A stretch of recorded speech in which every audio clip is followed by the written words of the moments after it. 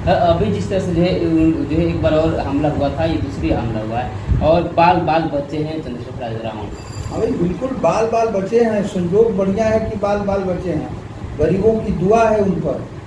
हमारे आदरणीय नेता तेजस्वी प्रसाद यादव ने कहा है, ट्वीट किए। हाँ, ये उनको सुरक्षा देना चाहिए।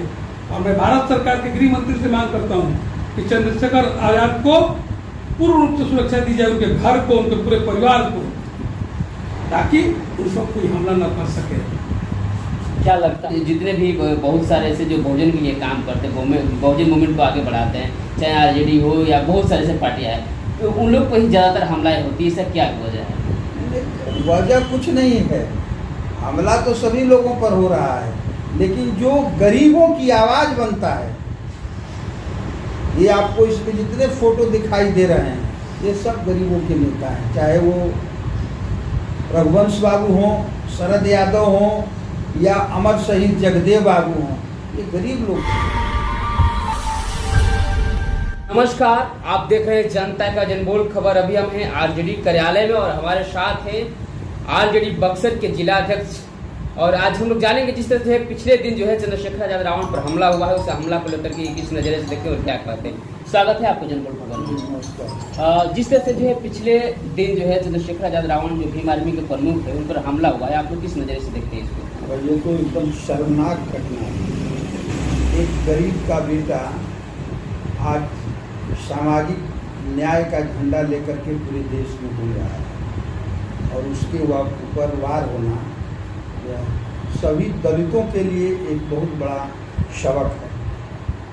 और मैं सरकार से मांग करूंगा कि हमलावर को तत्काल गिरफ्तार किया जाए और चंद्रशेखर रावण को सुरक्षा बंदोबस्त किया जाए, ताकि उसके जान माल की रक्षा हो सके, गरीबों को न्याय मिल सके।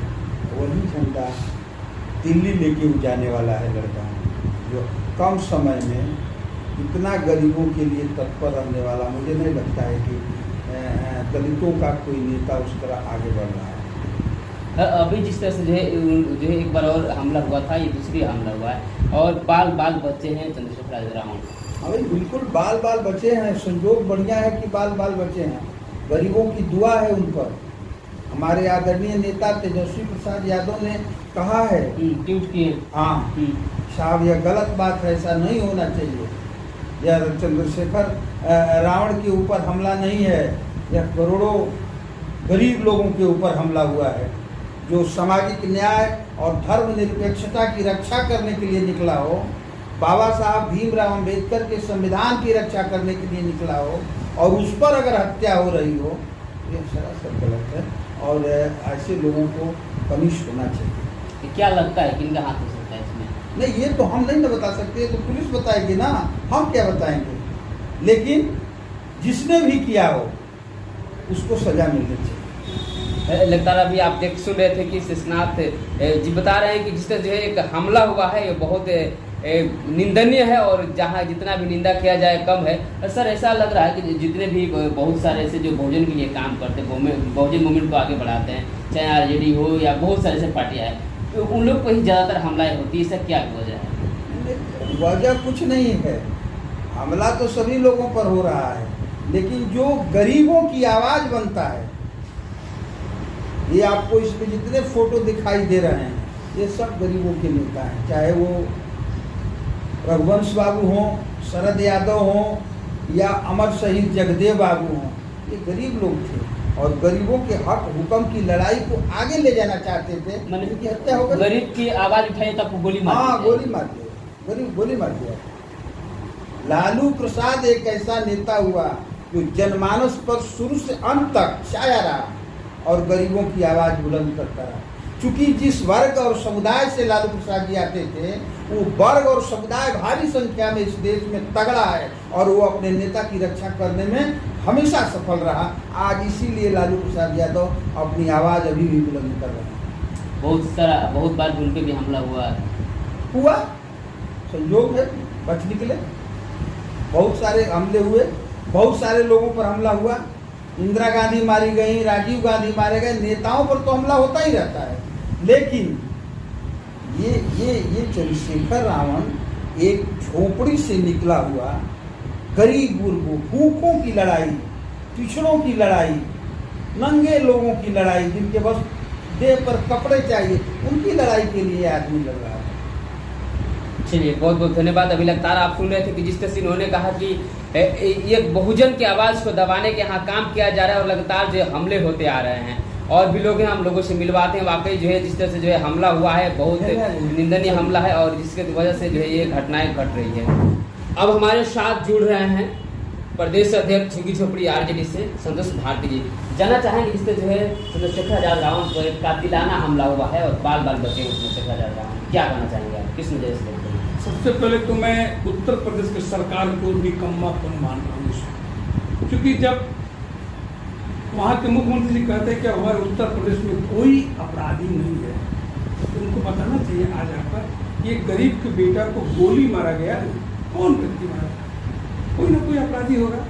इसलिए उनको सबसे पहले मैं अपने तरफ से मैं ये कहना चाहता हूँ कि आप बिल्कुल निकम्मे मुख्यमंत्री हैं। गरीब के बेटा को हत्या करना चाहते हैं, आप गरीबों की आवाज को दबाना चाहते हैं, इसलिए आपको इस्तीफा देना चाहिए।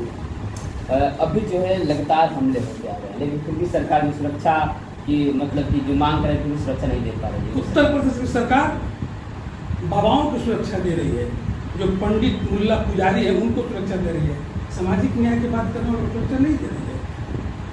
इसलिए उनको सुरक्षा देना चाहिए। और मैं भारत सरकार के गृह मंत्री से मांग करता हूँ कि चंद्रशेखर आजाद को पूर्ण रूप से सुरक्षा दी जाए, उनके घर को, उनके पूरे परिवार को, ताकि उन सब कोई हमला न कर सके।